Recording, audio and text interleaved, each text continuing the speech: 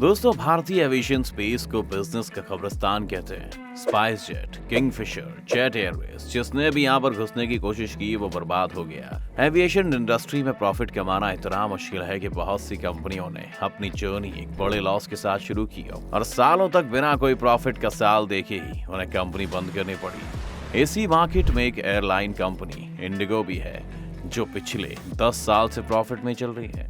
कमाल की बात यह है कि इंडिगो ने अपनी शुरुआत किंगफिशर एयरलाइंस के साथ ही की थी, लेकिन एक एयरलाइन जहां आज भारत के 53% मार्केट पर राज कर रही है, वहीं दूसरी बर्बाद हो चुकी है। लेकिन कैसे इंडिगो ने भारत के एविएशन स्पेस पर कब्जा किया, जानेंगे हम आज इसी वीडियो में। तो अंत तक बने रहिएगा हमारे साथ। वीडियो शुरू होने से पहले चैनल को सब्सक्राइब करना और बेल आइकन दबाना भी ना भूलें।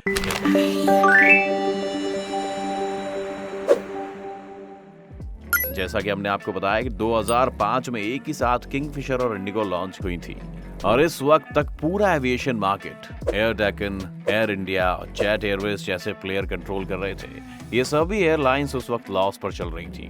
2006-07 में किंगफिशर का लॉस 577 करोड़, स्पाइस का 670 करोड़ और जेट का 41 करोड़ था। इंडिगो भी इस साल 201 करोड़ के लॉस में थी। यही 2007 और 8 में भी जारी रहा, लेकिन फिर 2008 और 9 में जहां किंगफिशर का लॉस बढ़कर 1902 करोड़ हो गया था और स्पाइस और जेट भी 340 और 402 करोड़ के लॉस में थी। सिर्फ इंडिगो ही ऐसी एयरलाइन थी जिसने 82 करोड़ जमा करके कोई बड़ा प्रॉफिट बनाया था। पर यह हुआ कैसे? इसके लिए हमें इंडिगो की स्ट्रैटेजीज को समझना होगा।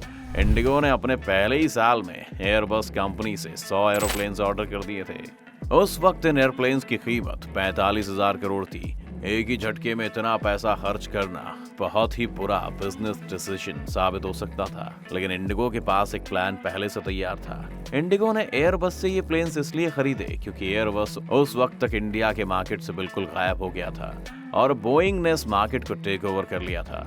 क्योंकि इंडिगो ने इतना बड़ा ऑर्डर दिया था कि एयरबस के पास इंडिया में वापसी करने का एक अच्छा मौका था और इसलिए इंडिगो को इस ऑर्डर में 40 से 50% तक का डिस्काउंट मिला, यानी उन्हें आधे दाम पर ये प्लेन्स मिल गए।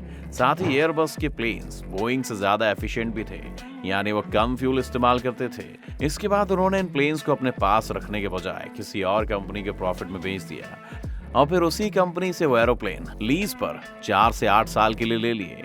इससे प्लेन खरीदने वाले को भी फायदा हो गया, क्योंकि प्लेन की ओरिजिनल कीमत अगर $100 मिलियन थी तो इंडिगो को वो 50 मिलियन में मिला। फिर इंडिगो ने मान लेते हैं उसे 60 मिलियन में बेच दिया, लेकिन फिर भी जिस कंपनी ने प्लेन खरीदा उसके $40 मिलियन बच गए। साथ ही उन्हें बल्क में ऑर्डर करने का रिस्क भी नहीं लेना पड़ा। हर प्लेन पर जो $10 मिलियन का प्रॉफिट इंडिगो ने कमाया, वो अब भी उनके पास इमरजेंसी कैश के रूप में पड़ा था, जिसे वो कभी भी इस्तेमाल कर सकते थे।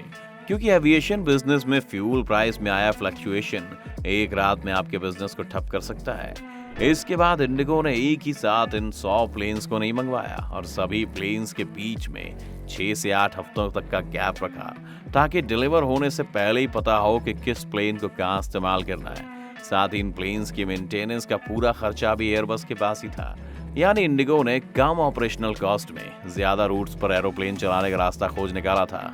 हालांकि इंडिगो ऐसा करने वाली अकेली एयरलाइन नहीं थी। इंडिगो के साथ साथ शुरू हुई किंगफिशर भी इसी मॉडल को इस्तेमाल करती थी, लेकिन फिर भी सिर्फ इंडिगो ही सक्सेसफुल हुई। किंगफिशर और जेट एयरवेज के साथ परेशानी ये थी कि वो अपने कस्टमर्स को सब कुछ देना चाहते थे।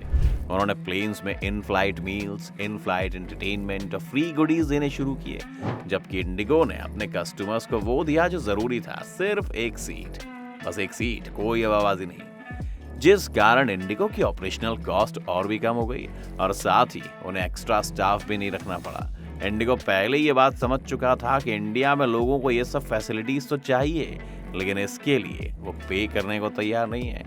जहां टिकट प्राइस 5 से 6,000 की रेंज से ऊपर निकली, अपने आप सेल्स कम हो जाएगी।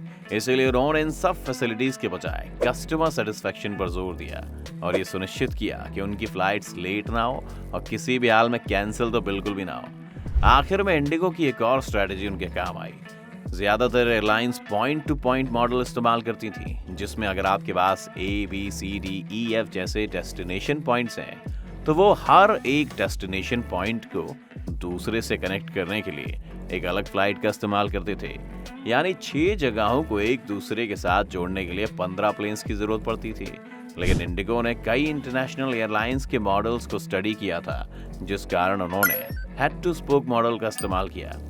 इस मॉडल में 6 पॉइंट्स के बीच में एक सेंट्रल पॉइंट होता था।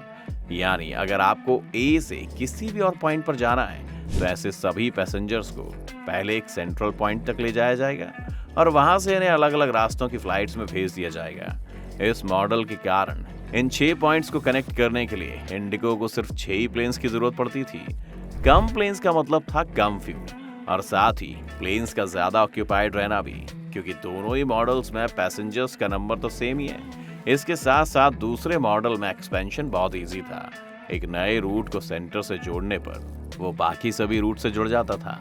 एक वक्त पर किंगफिशर के पास एविएशन इंडस्ट्री का 19.99% मार्केट शेयर था और इंडिगो के पास 17.6%।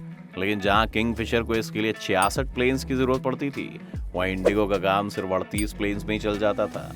इसीलिए आप देखेंगे कि जब 2007-8 में ऑयल प्राइसेस एकदम से $76 प्रति बैरल से $132 प्रति बैरल हो गए थे, तब भी इंडिगो ने प्रॉफिट बनाया और बाकी सभी एयरलाइंस पर संकट आ गया।